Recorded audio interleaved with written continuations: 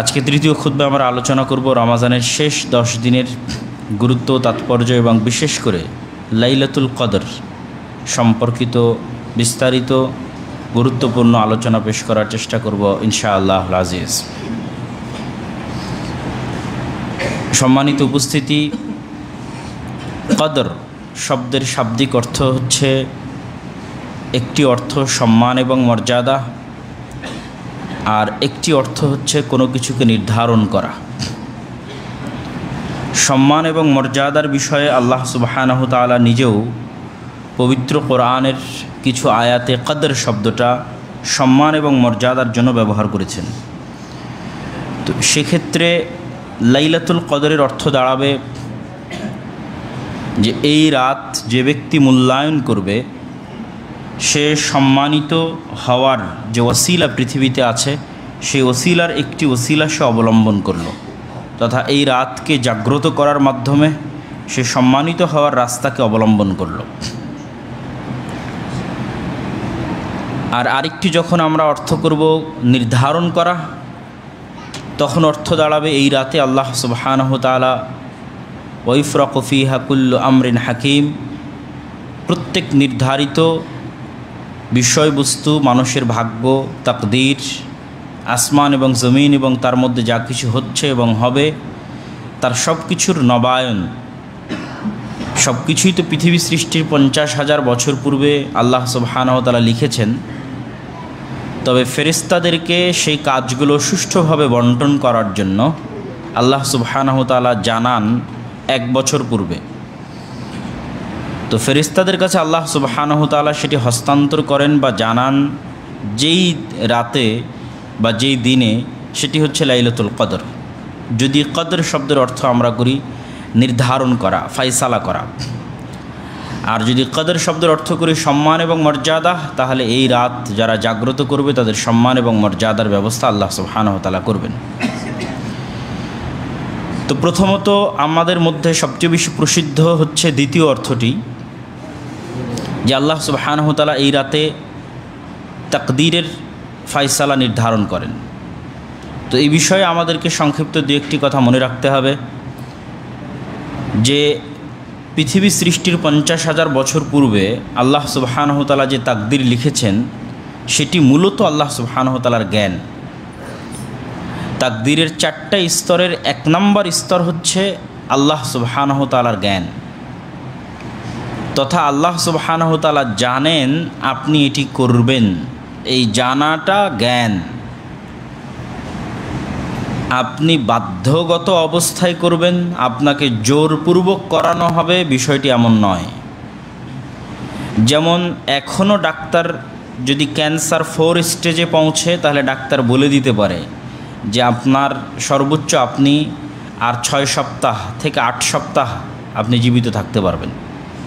তাহলে এই যে ডাক্তার জানতে পারছে আগাম, এইটার কারণে, ডাক্তারের জানার কারণে সেই ব্যক্তি বাধ্যগত অবস্থায় মারা যাবে, বিষয়টা এমন নয়। কিন্তু ডাক্তারকে যে জ্ঞান আল্লাহ সুবহানাহু ওয়া তাআলা দিয়েছে সেই জ্ঞান থেকে সে জানতে পারছে যে এই ব্যক্তি মারা যাবে।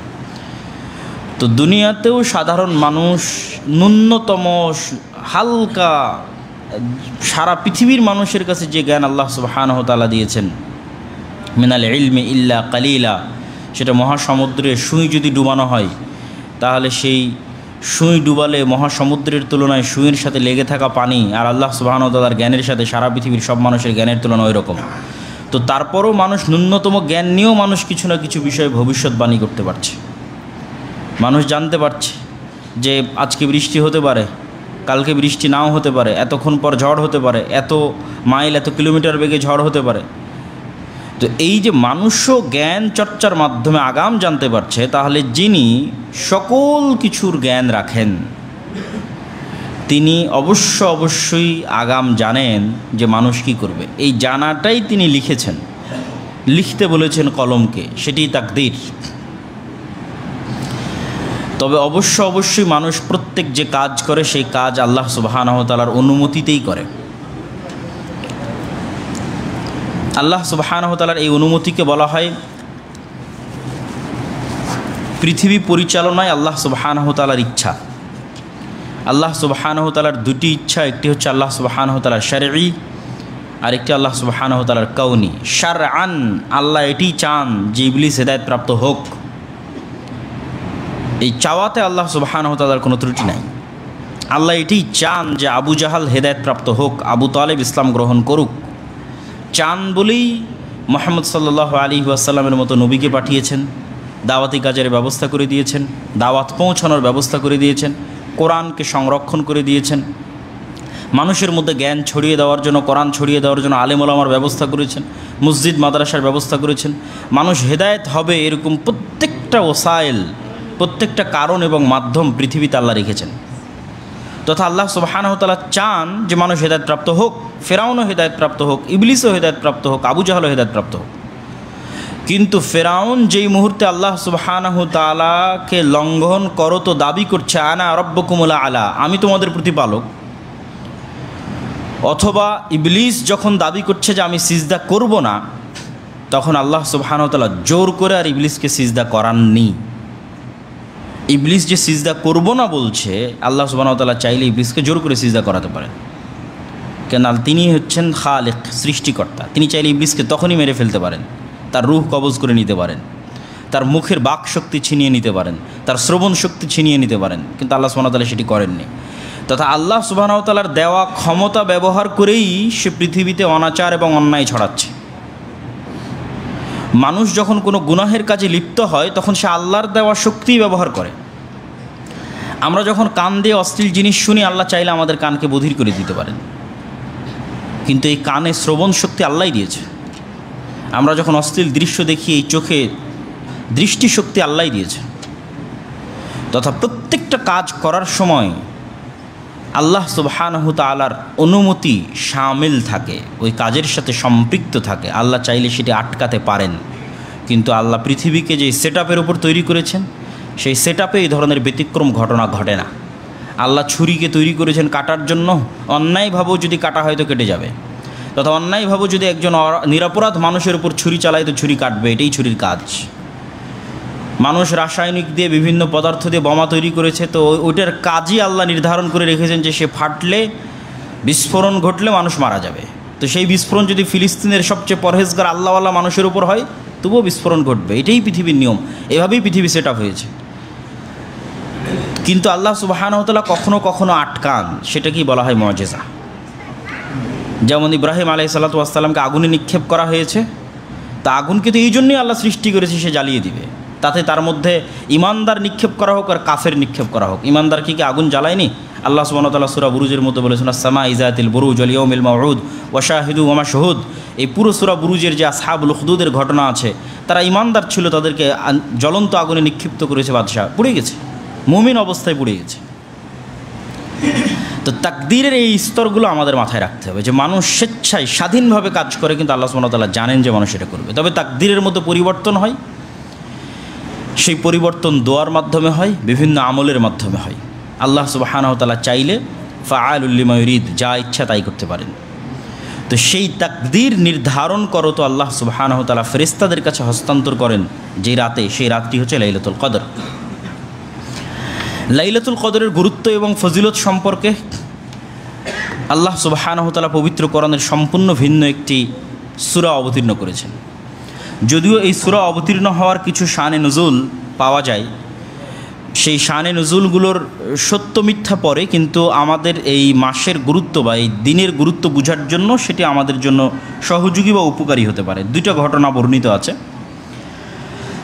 একটি হচ্ছে, একদা রাসূলুল্লাহ সাল্লাল্লাহু আলাইহি ওয়াসাল্লাম যাকার রাজুলাম মিন বানি ইসরাঈল, বানি ইসরাঈলের একজন ব্যক্তির বর্ণনা রাসূল সাল্লাল্লাহু আলাইহি ওয়াসাল্লাম দিলেন, যে ব্যক্তি আল্লাহর রাস্তায় যুদ্ধ করেছে 1000 মাস। ফাআজিবাল মুসলিমুনা মিন যালিক, তো মুসলমানেরা এই কথা শুনে খুব আশ্চর্য হয়ে গেল। এটা একটা ঘটনা।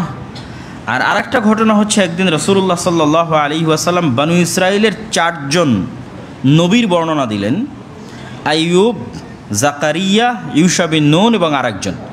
এই 4 জন নবীর বর্ণনা দিয়ে বললেন যে 4 জন প্রায় 80 বছর আল্লাহ সুবহানাহু ওয়া তাআলার এমনভাবে ইবাদত করেছে যে সেখানে কোনো গুনাহ শামিল ছিল না, সেখানে কোনো গুনাহ ছিল না। তো এই ঘটনা শুনেও মুসলিম উম্মাহ বা উম্মতে মুহাম্মাদি বা সাহাবী যারা ছিল তারা অত্যন্ত আশ্চর্য হলেন। এবং তারা ভাবতে লাগলেন যে আমরা এরকম আমল কিভাবে করতে পারি, এই উম্মতের বয়স তো অনেক অল্প। তো অতীত উম্মতের বয়সের সাথে তুলনা করলে এই উম্মতের বয়স দিয়ে এই ধরনের ব্যাপক ইবাদত এবং তাদের সাথে প্রতিযোগিতায় টেকা বা অগ্রগামী হওয়ার কোনো সুযোগ নাই, কেননা বয়স সীমিত। তখন আল্লাহ সুবহানাহু ওয়া তাআলা জানিয়ে দিলেন মুহাম্মদ সাল্লাল্লাহু আলাইহি ওয়াসাল্লামকে যে এই উম্মতে মুহাম্মাদি তার অতীতের চলে যাওয়া উম্মতদের চাইতেও বেশি আমল করার সুযোগ পাবে। অল্প বয়স নিয়েও আমি তাদেরকে বিভিন্ন অফার সেট করে দিচ্ছি যে এই অফারটা গ্রহণ করলে এতদিনের সমান নেকি, ওই অফার গ্রহণ করলে এতদিনের সমান নেকি। তার মধ্যে সবচেয়ে বড় একটা অফার হচ্ছে লাইলাতুল কদর। এক রাতের ইবাদত ৮০ বছরের চাইতেও বেশি সময় ইবাদতের নেকি দিবে। ১,০০০ মাস ইবাদতের চাইতেও বেশি ইবাদতের সমান নেকি আমাদেরকে আল্লাহ সুবহানাহু ওয়া তাআলা দিবেন। এটা একটা অফার, সেই অফারের নাম হচ্ছে লাইলাতুল কদর। আল্লাহ সুবহানাহু ওয়া তাআলা কোরআন মাজিদে বলেন, ইন্না আনজালনাহু ফি লাইলাতিল কদর, নিশ্চয় আমি এই পবিত্র কোরআন অবতীর্ণ করেছি লাইলাতুল কদরের রাতে। পবিত্র কোরআনের আরেক আয়াতে আল্লাহ সুবহানাহু ওয়া তাআলা বলেন, ইন্না আনজালনাহু ফি লাইলাতিন মুবারাকা, আমি এই পবিত্র কোরআন অবতীর্ণ করেছি বরকতময় রাতে। তথা ওই আয়াত এবং এই আয়াত, দুই আয়াত মিলালে এটি স্পষ্ট যে লাইলাতুল কদরের রাত বরকতময় রাত। কেন বরকতময় রাত তারও বর্ণনা আয়াতের শেষের দিকে আসবে, তখন আমরা শুনবো ইনশাল্লাহ। ওয়ামা আদরাকা মা লাইলাতুল কদর, হে নবী আপনি কি জানেন লাইলাতুল কদর কি? তো লাইলাতুল কদর কি এইটির গুরুত্ব তুলে ধরার জন্য বলার ঢং এরকম, এবং এই ঢঙে আল্লাহ সুবহানাহু ওয়া তাআলা কোরআন মাজিদের আরও বিভিন্ন জায়গায় বলেছেন, এবং রাসূল সাল্লাল্লাহু আলাইহি ওয়াসাল্লামও এই ঢঙে বহু হাদিস সাহাবীদেরকে সম্বোধন করেছেন। যেমন আল্লাহ বলছেন, আল কারিআতু মাল কারিআ ওয়ামা আদরাকা মাল কারিআ, ভয়ঙ্কর আওয়াজ, বিকট আওয়াজ, ভয়ঙ্কর ভয়াবহ আওয়াজ। তোমরা কি জানো ভয়ঙ্কর প্রলয়ঙ্করী বিকট ভয়াবহ আওয়াজ কি? তো ওই জিনিসটার প্রতি আগ্রহ তৈরি করার জন্য বলার ধরনটা এমন। রাসূল সাল্লাল্লাহু আলাইহি ওয়াসাল্লামও কোনো একটা গুরুত্বপূর্ণ বিষয় বললে সাহাবীদের এভাবে বলতেন, তোমরা কি জানো গীবত কি? আতাদরুনা মাল গীবা, গীবত কাকে বলে তোমরা কি জানো? তখন সাহাবীরা বলতেন, আল্লাহু ওয়া রাসূলুহু আলাম, আল্লাহ এবং আল্লাহ রসুল ভালো জানেন। তো ঠিক আল্লাহ সুবহানাহু ওয়া তাআলা ওই স্টাইলে বলতেছেন, ইন্না আনজালনাহু ফি লাইলাতিল কদর, আমি তো কোরআন অবতীর্ণ করেছি লাইলাতুল কদরে, কিন্তু তোমরা কি জানো লাইলাতুল কদর কি? ওয়ামা আদরাকা মা লাইলাতুল কদর, তোমরা কি জানো লাইলাতুল কদর কি? যাতে মানুষের আগ্রহ তৈরি হয় এই বিষয়টা জানার জন্য যে আসলে কি লাইলাতুল কদর। যে রাতের কথা আল্লাহ বলছেন এই রাতে কোরআন অবতীর্ণ করেছেন, আবার আল্লাহ জিজ্ঞেস করছেন সেই রাত কি, তখন আল্লাহ এবার নিজেই উত্তরে বলছেন, লাইলাতুল কদরি খায়রুম মিন আলফি শাহর, লাইলাতুল কদর হচ্ছে ১,০০০ মাসের সমান না, ১,০০০ মাসের চাইতেও শ্রেষ্ঠ। তো এখানে মুফাসসিরিনে কেরাম ব্যাখ্যায় লিখেছেন যে আরবিতে যখনই সীমাহীন কোনো সংখ্যার নির্ধারণ করার জন্য মানুষ বাক্য ব্যবহার করে, যেমন আমরা আমাদের বলার ধরনের সময় বলি যে সে লাখ লাখ টাকার মালিক, আসলে কত লাখ টাকার মালিক সেটা তো জানি না, বলে কোটি কোটি টাকার মালিক, মানে অসংখ্য টাকার মালিক। তো ঠিক আরবিতে বলার গতি হচ্ছে যখন কোনো কিছুকে সীমাহীন বোঝানোর চেষ্টা করা হয় তখন বলা হয় হাজার বা হাজার হাজার। তো এখানে হাজার দ্বারা নির্ধারিতই হাজার এটা নয়। নির্ধারিতই হাজার কেন নয় তার দলিল কিন্তু আয়াতের মধ্যেই আছে। আল্লাহ বলছেন হাজারের চেয়েও শ্রেষ্ঠ, তাহলে তো হাজারে তিনি সীমাবদ্ধ করেননি। তাহলে যেহেতু হাজারে সীমাবদ্ধ করেননি, আর যেহেতু তৎকালীন এবং বর্তমান আরবি ভাষাতেও কোনো একটা কিছুর সীমাহীন বোঝানোর জন্য বলা হয় হাজার হাজার, তথা লাইলাতুল কদর এরকম হাজারো মাসের ইবাদতের চাইতে উত্তম। তো কত উত্তম আল্লাহ সুবহানাহু ওয়া তাআলা ভালো জানেন। সুতরাং এটিকে নির্ধারিত করার কোনো সুযোগ নাই যে এই হাজার মাসের জন্যই বা হাজার মাসের মতোই এটা নির্ধারিত করার সুযোগ নাই। আরবি ভাষার দৃষ্টিতেও আরবি সাহিত্যের দৃষ্টিতেও সুযোগ নাই, আর কোরআনের এই আয়াতের শাব্দিক অনুবাদ করলেও সুযোগ নাই। তারপর আল্লাহ সুবহানাহু ওয়া তাআলা বলছেন, তানাজ্জালুল মালাইকাতু ওয়ার রূহু ফিহা বিইذনি রাব্বিহিম মিন কুল্লি আমর। তানাজ্জাল আরবিতে যখন তানাজ্জাল বা তাতানাজ্জাল শব্দ ব্যবহার হয় তখন ধারাবাহিকভাবে অবতীর্ণ হতেই থাকে। তো তানাজ্জাল বা তাতানাজ্জালুল মালাইকা, ফেরেশতাগণ, আর রূহ মানে জিবরিল আমিন, জিবরাইল আলাইহিস সালাতু ওয়াস সালাম, ফেরেশতাগণ আর ফেরেশতাদের নেতা জিবরাইল আলাইহিস সালাতু ওয়াস সালাম এই রাতে অবতীর্ণ হতে থাকেন পৃথিবীতে বিইজনি রাব্বিহিম মিন কুল্লি আমর, তাদের প্রতিপালকের অনুমতিতে তথা তাদের প্রতিপালকের আদেশে। তাদের প্রতিপালকের আদেশে জিবরাইল এবং ফেরেশতাগণ এই রাতে জমিনে অবতীর্ণ হতে থাকেন। অসংখ্য হাদিসে রাসূলুল্লাহ সাল্লাল্লাহু আলাইহি ওয়াসাল্লাম বলেছেন যে লাইলাতুল কদরের রাতে এত বেশি পরিমাণে ফেরেশতা অবতীর্ণ হয় যে পৃথিবীর কোনো ইঞ্চি জায়গা খালি থাকে না, ধূলিকণা বালিকণা, যেখানে আল্লাহ সুবহানাহু ওয়া তাআলার কোনো ফেরেশতা আল্লাহর জিকির আজকার এবং তাসবিহ তাহলিলে ব্যস্ত থাকে না। তো এটি এই অংশটুকুর ব্যাখ্যা। যখন শুরুতে বলেছিলাম যে ইন্না আনজালনাহু ফি লাইলাতিন মুবারাকাহ, যে এই রাত বরকতময় রাত, তো আপনারা খুব ভালোভাবেই জানেন যে বরকতের মাত্রা অনুযায়ী ফেরেশতা অবতীর্ণ হয়। যখন কোথাও কোরআন তেলাওয়াত হয় সেখানে ফেরেশতা আসে, কেন? বরকত অবতীর্ণ হয়। যেখানেই বরকতের কথা আছে সেখানেই ফেরেশতা আসে। যেখানে বরকত নাই সেখানে ফেরেশতা নাই, সেখানে শয়তান। সেটা বাড়িতে প্রবেশের ক্ষেত্রে হোক, খাওয়ার ক্ষেত্রে হোক, প্রত্যেকটা ক্ষেত্রে, কোরআন তেলাওয়াতের ক্ষেত্রে হোক, একটা মজলিসুল জিকির ইসলামী আলোচনা অনুষ্ঠান হোক, হাফাতহুমুল মালায়েকা, বরকত অবতীর্ণ হওয়ার মাত্রা অনুযায়ী ফেরেশতা অবতীর্ণ হয়। তথা বরকতের মাত্রা কম, ফেরেশতার সংখ্যা কম। বরকতের মাত্রা বেশি, ফেরেশতার সংখ্যা বেশি, ঝাঁক ধরে ফেরেশতা আসে। তো লাইলাতুল কদর কি পরিমাণ বরকতময় হতে পারে, লাইলাতুল কদরের বরকত কতটা সীমাহীন এবং কতটা অগণিত অসংখ্য হতে পারে যে এত বেশি পরিমাণে ফেরেশতা অবতীর্ণ হয় বরকত নিয়ে, বরকতের সাথে, যে পৃথিবীতে একটা ইঞ্চি জায়গা খালি থাকে না যেখানে ফেরেশতা থাকে না। তাহলে এত বেশি সংখ্যক ফেরেশতা অবতীর্ণের সাথে কানেকশন হচ্ছে বরকতের। তাতানাজ্জালুল মালায়েকাতু রূহ, জিবরাইল আমিন নিজে অবতীর্ণ হয় এবং কোটি কোটি অগণিত ফেরেশতা অবতীর্ণ হয় এবং পৃথিবীর 1 ইঞ্চি জায়গা খালি থাকে না ফেরেশতা থেকে। মানে ওই রাতে এত বেশি পরিমাণে বরকত অবতীর্ণ হয়। সালামুন হিয়া হাত্তা মাতলাইল ফাজর, এই বরকত অব্যাহত থাকে সূর্যোদয় পর্যন্ত, ফজরের আজান পর্যন্ত, ফজর পর্যন্ত এই বরকত অবতীর্ণ অব্যাহত থাকে। সম্মানিত উপস্থিতি, এই আমরা একটি সূরার অনুবাদ করলাম হালকা সংক্ষিপ্ত ব্যাখ্যা সহ, যে সূরাটা মূলত লাইলাতুল কদর কেন্দ্রিক একটি সূরা। লাইলাতুল কদর সম্পর্কে রাসূলুল্লাহ সাল্লাল্লাহু আলাইহি ওয়াসাল্লাম এবং তার সাহাবী তারা কেমন কি ইবাদত করতেন এবং কি ফজিলত বর্ণনা করেছেন সে বিষয়ে আমরা দু একটি হাদিস দেখি। আন আয়েশা উম্মুল মুমিনিন রাদিয়াল্লাহু তাআলা আনহা আন্নাহা ক্বালাত, আয়েশা রাদিয়াল্লাহু তাআলা আনহা থেকে বর্ণিত তিনি বলেন, কানান নবী সাল্লাল্লাহু আলাইহি ওয়াসাল্লাম ইযা দাখালাল আশরু শাদ্দা মিযরাহ, যখন রমজানের শেষ 10 দিন প্রবেশ করত আল্লাহর নবী তার লুঙ্গি বেঁধে নিতেন বা গামছা বেঁধে নিতেন। আমরা যদি গ্রামের ভাষায় বলি যে গ্রামে যখন কোনো শক্ত কাজ করার জন্য মানুষ যায় তখন আমরা আমাদের আঞ্চলিক ভাষায় বলি লেংটি মারা বা নেংটি মারা বা কাঁচা মারা। তথা একটা ভারী জিনিস উত্তোলন করতে যাবে, ভারী জিনিস কাটতে যাবে, তো লুঙ্গি পরিহিত অবস্থায় থাকলে লুঙ্গিতে কাঁচা মারে। অথবা বাড়ির মা এবং বোনেরা এবং ভাবিরা যখন কাজ করে তখন ওড়না কোমরের সাথে পেঁচিয়ে নেয়, শাড়ির আঁচল কোমরের সাথে পেঁচিয়ে নেয়। তথা শক্তিশালী কোনো কাজ করার আগের যুগ থেকেই এটা একটা গতি যে কাপড়কে গুটিয়ে নিয়ে শরীরের সাথে বাঁধা হয় ভালো ভারী কোনো কিছু করার জন্য। তো ওইটাকেই উদাহরণ হিসেবে, রূপক হিসেবে আয়েশা রাদিয়াল্লাহু তাআলা আনহা তুলে ধরছেন যে আল্লাহর নবীর শেষ 10 দিন আসলে আল্লাহর নবীর প্রস্তুতির ধরনটা এমন হতো যে বিশাল কোনো কাজের জন্য মানুষ যেমন কাঁচা মারে অথবা আঁচল কোমরের সাথে বেঁধে নেয়, গামছা কোমরের সাথে বেঁধে নেয়, ঠিক সেরকম ভয়াবহ ভয়ঙ্কর কঠিন প্রস্তুতি রাসূলুল্লাহ সাল্লাল্লাহু আলাইহি ওয়াসাল্লাম নিতেন যখন রমাদানের শেষ 10 দিন প্রবেশ করত।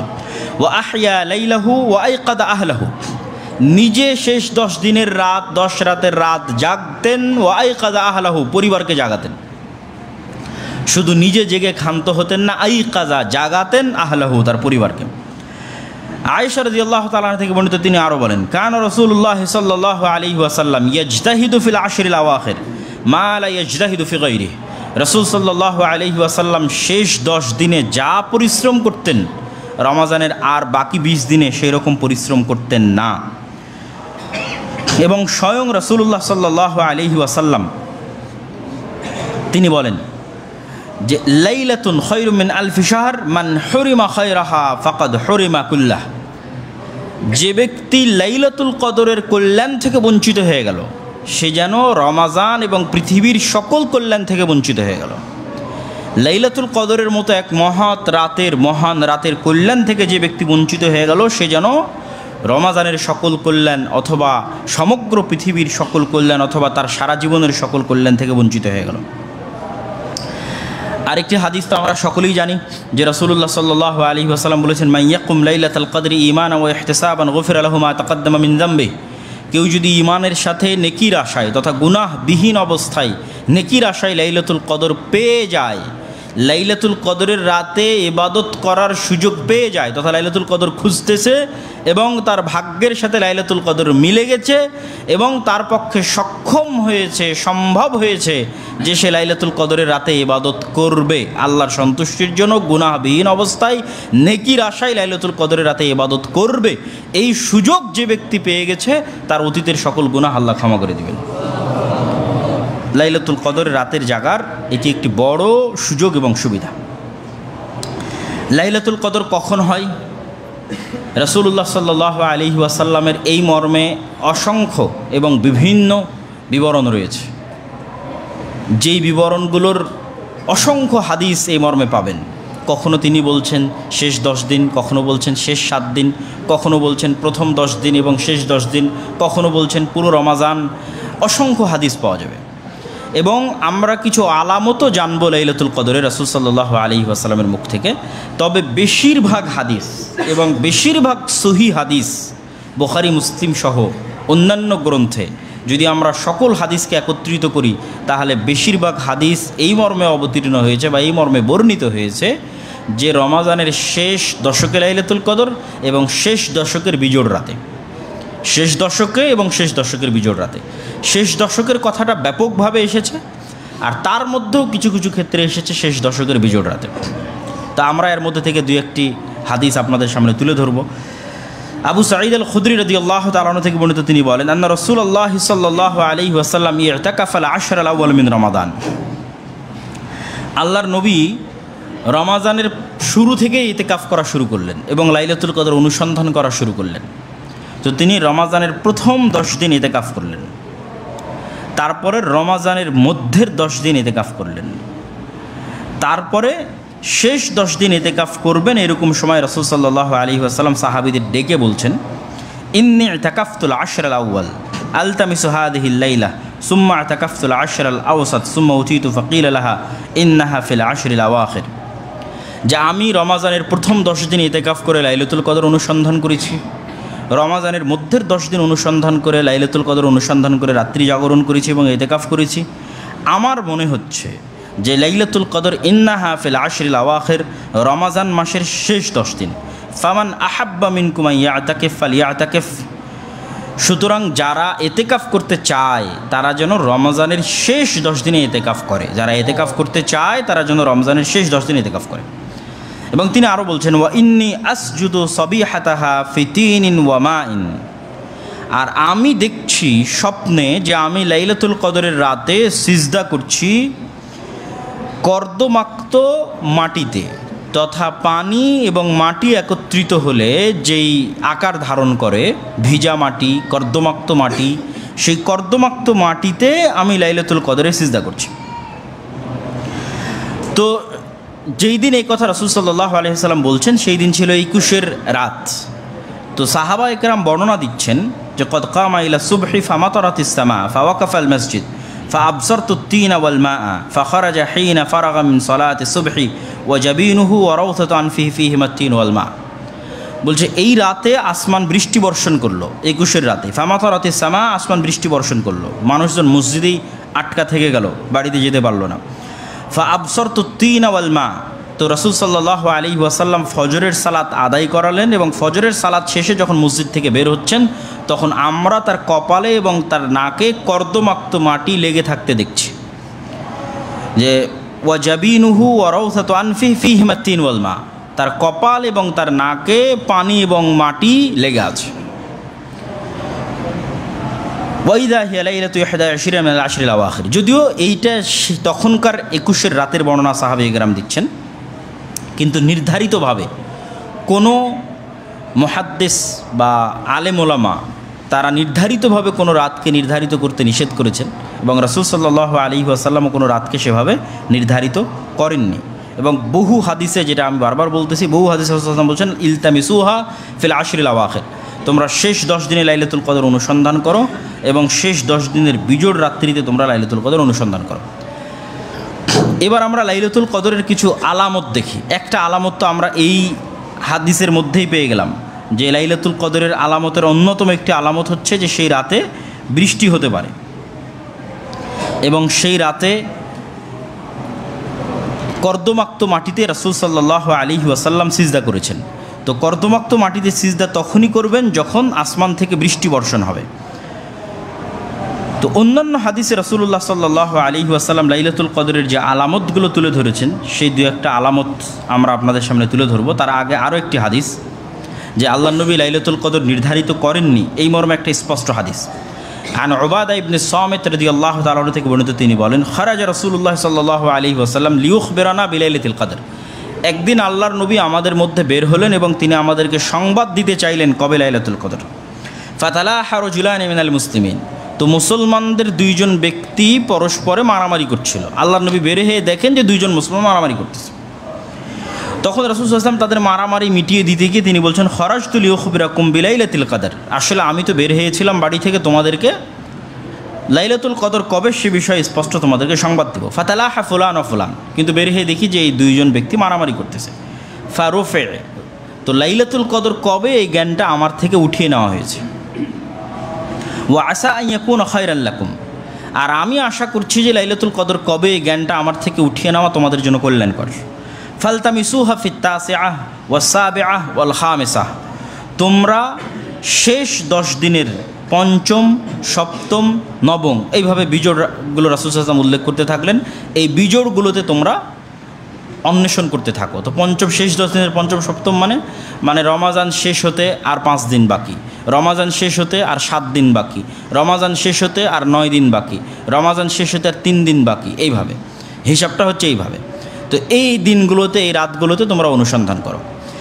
তো এই হাদিস থেকে দুটো বিষয় স্পষ্ট যে পারস্পরিক ঝগড়া বা গণ্ডগোলের মাধ্যমে অনেক জ্ঞান বা অনেক রহমত বা কল্যাণকর জিনিস আমাদের থেকে উঠে যেতে পারে, যেমন রাসূল সাল্লাল্লাহু আলাইহি ওয়াসাল্লামের নিকট থেকে উঠিয়ে নেওয়া হয়েছে। 2, উঠিয়ে নেওয়ার মধ্যে কল্যাণ কি? যদি নির্ধারিত একটি দিনই নির্ধারণ করে দেওয়া হতো তাহলে তো আসলে পরীক্ষার প্রশ্নপত্র ফাঁস হয়ে গেল। আর আল্লাহ সুবহানাহু ওয়া তাআলা সেভাবে কখনোই প্রশ্নপত্র ফাঁস করেন না।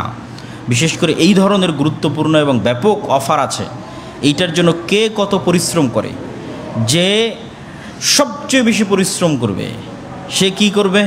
সে রমাজানের প্রত্যেক রাতে আল্লাহর ইবাদত করবে এবং জাগবে। তো যে রমাজানের প্রত্যেক রাতে আল্লাহর ইবাদত করবে এবং জাগবে তার লাইলাতুল কদর মিস হওয়ার কোনো সম্ভাবনা নাই। তো সে সবচেয়ে পরিশ্রমী ছাত্র, তো সবচেয়ে পরিশ্রমী ছাত্র সবচেয়ে ভালো রেজাল্ট করবে। আর যে তার চেয়ে পরিশ্রম করবে তার সম্ভাবনা তার চেয়ে কম হবে, যে তার চেয়ে পরিশ্রম করবে তার সম্ভাবনা তার চেয়ে কম হবে। যে সবচেয়ে কম পরিশ্রম করবে, যে আমাকে একটা রাত দিয়ে দেন 27-এর রাত, তো তার সম্ভাবনা আরও কম হবে। তো আমরা যেন বেশি পরিশ্রম করি এবং বেশি পরিশ্রম করলে লাইলাতুল কদর না পেলেও ওই রাতে ইবাদত করার নেকি তো আর মিস যাচ্ছে না, সেই নেকিটা তো আর বাদ যাচ্ছে না। এমনিতেই রাতে ইবাদত করা আল্লাহ সুবহানাহু ওয়া তাআলার নিকটে অনেক প্রিয়। ফলত এই জিনিসটা উজ্জ্ব রাখার মাধ্যমে আল্লাহ সুবহানাহু ওয়া তাআলার প্রতিযোগী বান্দা যারা আল্লাহর ইবাদতের জন্য প্রতিযোগিতা করে এই পৃথিবীতে, তাদের প্রতিযোগিতার মাঠটা উন্মুক্ত থাকলো। তারা এই প্রতিযোগিতার মাধ্যমে যেমন লাইলাতুল কদরও পাবে, ঠিক লাইলাতুল কদর পেতে গিয়ে যে প্রতিযোগিতা করলে প্রতিযোগিতা করতে গিয়ে আরও বেশি ইবাদত করা হয়ে যাবে, আরও অসংখ্য ইবাদত করা তাদের হয়ে যাবে। এটাই রাসূল সাল্লাল্লাহু আলাইহি ওয়াসাল্লাম বলছেন যে এই রাত আমার নিকট থেকে উঠিয়ে নেওয়া হয়েছে যা তোমাদের জন্য এর মধ্যে কল্যাণ আছে বলে আমি আশা করছি। সম্মানিত উপস্থিতি, লাইলাতুল কদরের আলামত বা লাইলাতুল কদরের যে চিহ্ন, সেই চিহ্নগুলো যদি আমরা তুলে ধরি হাদিস থেকে একের পর এক, তাহলে রাসূলুল্লাহ সাল্লাল্লাহু আলাইহি ওয়াসাল্লাম বলছেন, ইন্না আমারাত লাইলাতুল কদর আন্নাহা সাফিয়াতুন বালজাহ কাআন্না ফিহা কমারান সাতিআ। লাইলাতুল কদরের রাত অনেক স্বচ্ছ ও পরিষ্কার এবং উজ্জ্বল চাঁদ বিশিষ্ট তথা গুমট ঘন অন্ধকারাচ্ছন্ন রাত নয়। সাকিনাতান সাজিয়াহ, খুবই শান্ত শিষ্ট। পৃথিবীর আবহাওয়া পরিবেশ প্রচণ্ড অস্থিতিশীল নয়। লা বারদা ফিহা ওয়ালা হার, প্রচণ্ড গরম নয়, প্রচণ্ড ঠান্ডা নয়। এবং তারকা বা যে উল্কা নিক্ষেপ হয়, তারকার যে বিচ্যুতি ঘটে, সেই বিচ্যুতি মুক্ত রাত। ওয়া ইন্না আমারাতাহা আন্না শামসা সাবিহাতুহা তাখরুজু মুস্তাবিয়া। লাইলাতুল কদর রাত অতিক্রম করে যেই সূর্য ওঠে, সেই সূর্য হয় মধ্যম মানের, খুব তেজস্বী সূর্য নয়, আবার খুবই ম্রিয়মান সূর্য নয়, মধ্যম তথা তাপমাত্রা মিডিয়াম, মধ্যম মানের সূর্য। লাইসা লাহা শুআ মিসলাল কামার লাইলাতুল বদর। আর এক হাদিসে রাসূল সাল্লাল্লাহু আলাইহি ওয়াসাল্লাম বলছেন, লাইলাতুন সামাহাতুন তলকা, অত্যন্ত স্বচ্ছ পরিচ্ছন্ন টলটলে পানির মতো রাত। লা হারাতা ওয়ালা বারিদাতা, কোনো গরম নাই, কোনো শীত নাই। ওয়া তাসবিহু শামসুন সাবিহাতুহা দাঈফাতাল হামরা, পরের দিন সকালে সূর্য উঠবে, তার রশ্মি বা তার অগ্নি রশ্মি বা আগুনের যে রশ্মি আছে সেটির তেজ কম অবস্থায়, প্রচণ্ড তেজস্বী সূর্য হবে না তার পরের রাতে। তো লাইলাতুল কদরের এই আলামতগুলো যদি আমরা মাথায় রাখি, যা রাসূলুল্লাহ সাল্লাল্লাহু আলাইহি ওয়াসাল্লাম তুলে ধরলেন, সেই আলামতগুলোর যদি আমরা সারমর্মও করি যে কি সারমর্ম হতে পারে, তাহলে একটা আলামত আমরা পেলাম লাইলাতুল কদরের রাতে বৃষ্টি হতে পারে। একটা আলামত আমরা পেলাম লাইলাতুল কদরের রাতের আবহাওয়া প্রচণ্ড স্থিতিশীল থাকবে।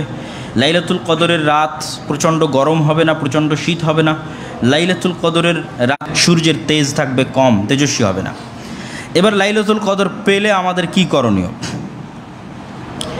লাইলাতুল কদর পেলে করণীয় সম্পর্কে রাসূলুল্লাহ সাল্লাল্লাহু আলাইহি ওয়াসাল্লামকে আয়েশা রাদিয়াল্লাহু তাআলা আনহা জিজ্ঞেস করেছেন যে, আল্লাহর নবী, আপনি কি মনে করেন যদি আমি লাইলাতুল কদর পেয়ে যাই সেক্ষেত্রে আমার করণীয় কি?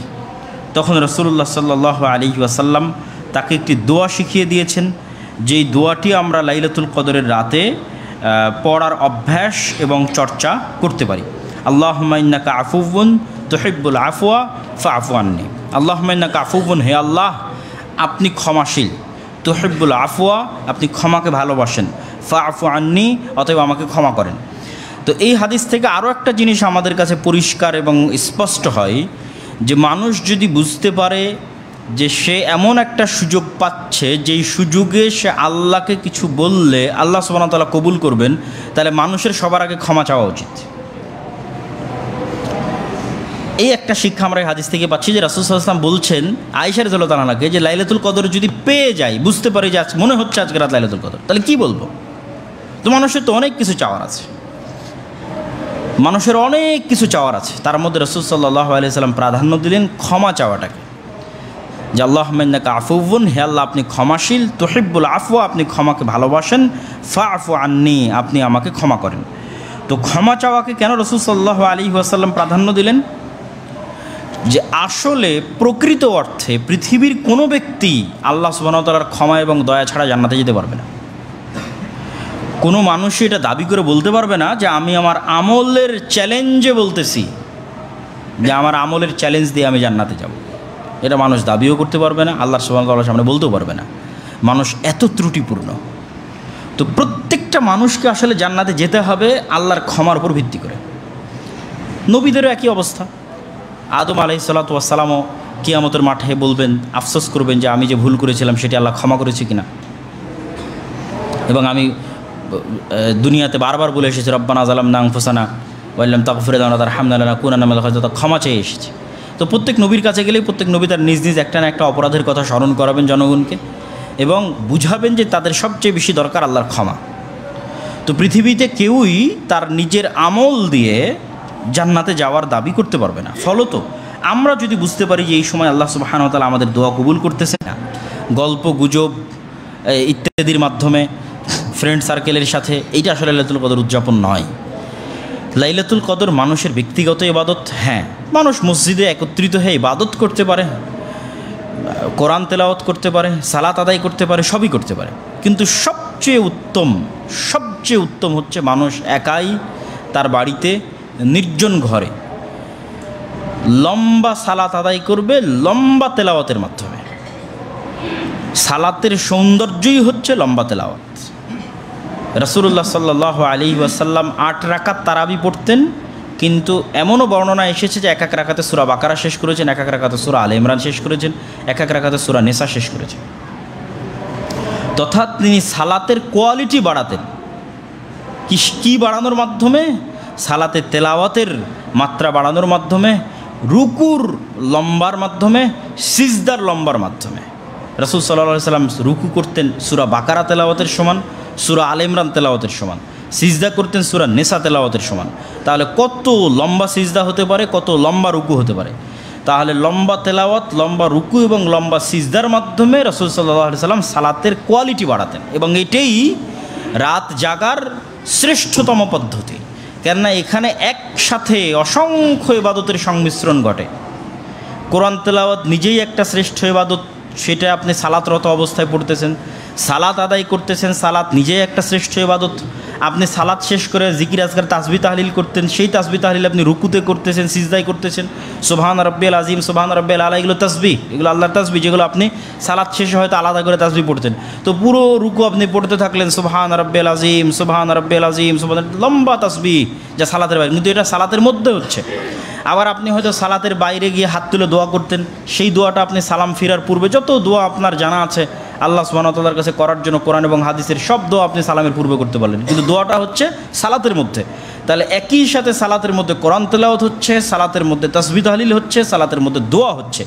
এই জন্য সবচেয়ে কোয়ালিটিফুল ইবাদত, সবচেয়ে দামি ইবাদত লাইলাতুল কদরের রাতে যা রাসূল সাল্লাল্লাহু আলাইহি সাল্লাম করতেন, লম্বা সালাত, লম্বা তেলাওয়াত, লম্বা রুকু, লম্বা সিজদা। তারপরেও যদি মানুষের মন চায় তাহলে লম্বা ইবাদতের বাইরে এসে আলাদা করে কোরআন তেলাওয়াত করতে পারে।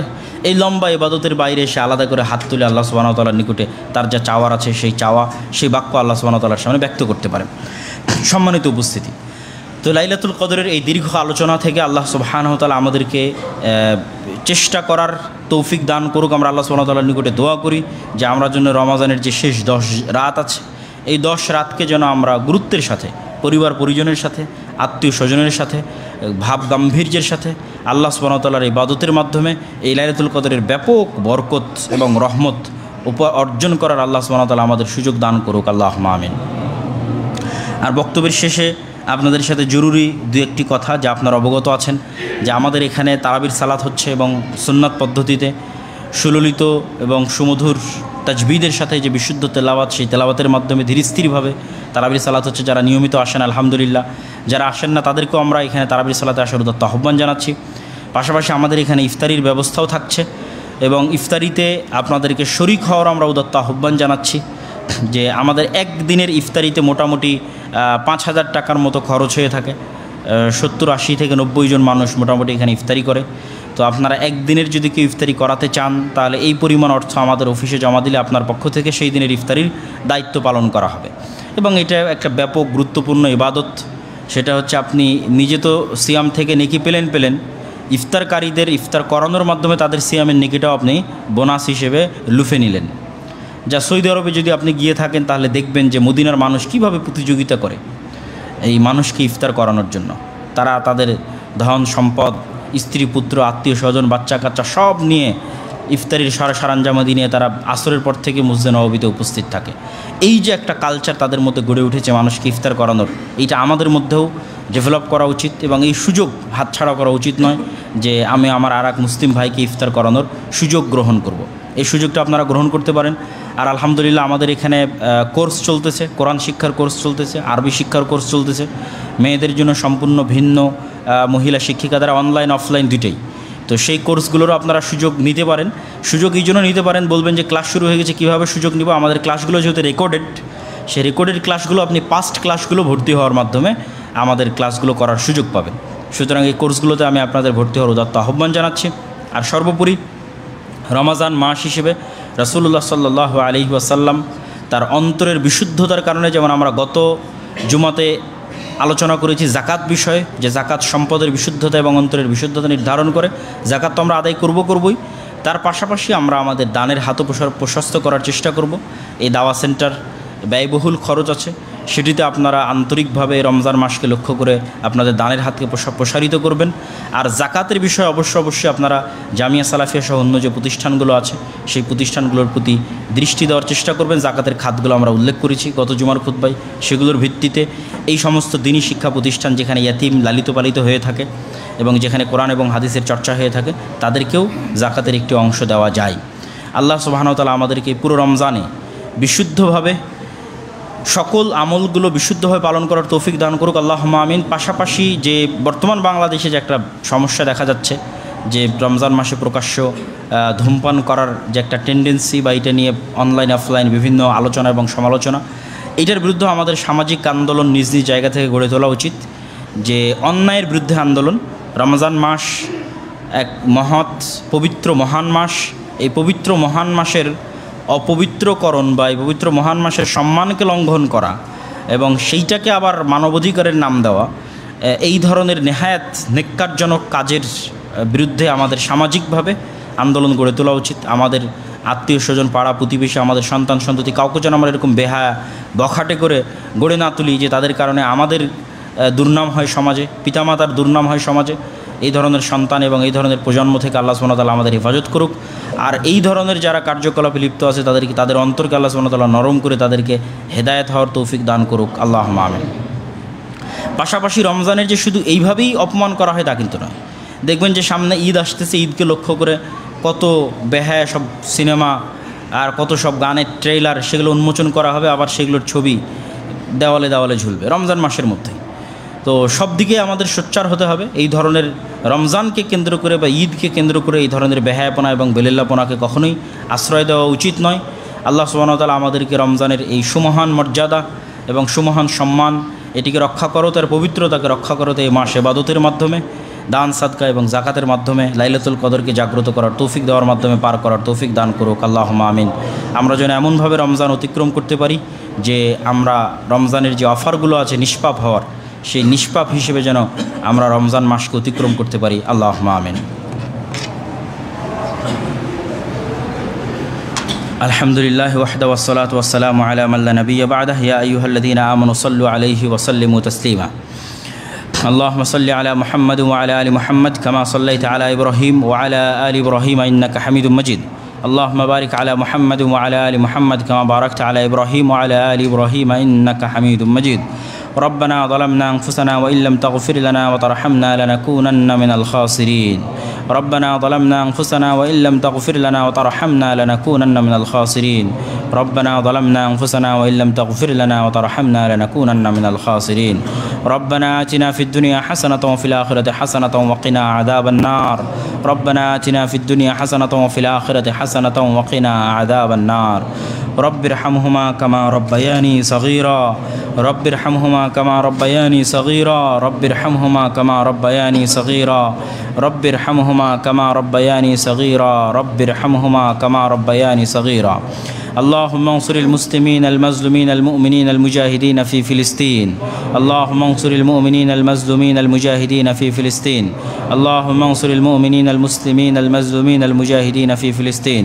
اللهم اخذل اليهود والنصارى والكفرة والمشركين. اللهم اخذل اليهود والنصارى والكفرة والمشركين. اللهم اخذل اليهود والنصارى والكفرة والمشركين. اللهم احفظ بلادنا وبلاد سائر المسلمين. اللهم احفظ بلادنا من كيد الكائدين ومكر الماكرين. اللهم وفق ولاة أمرنا لما تحب وترضى. اللهم وفق ولاة أمرنا لما تحب وترضى. اللهم اشف مرضانا ومرضى جميع المسلمين. اللهم ارحم موتانا وموتى جميع المسلمين. سبحان ربك رب العزة عما يصفون وسلام على المرسلين والحمد لله رب العالمين.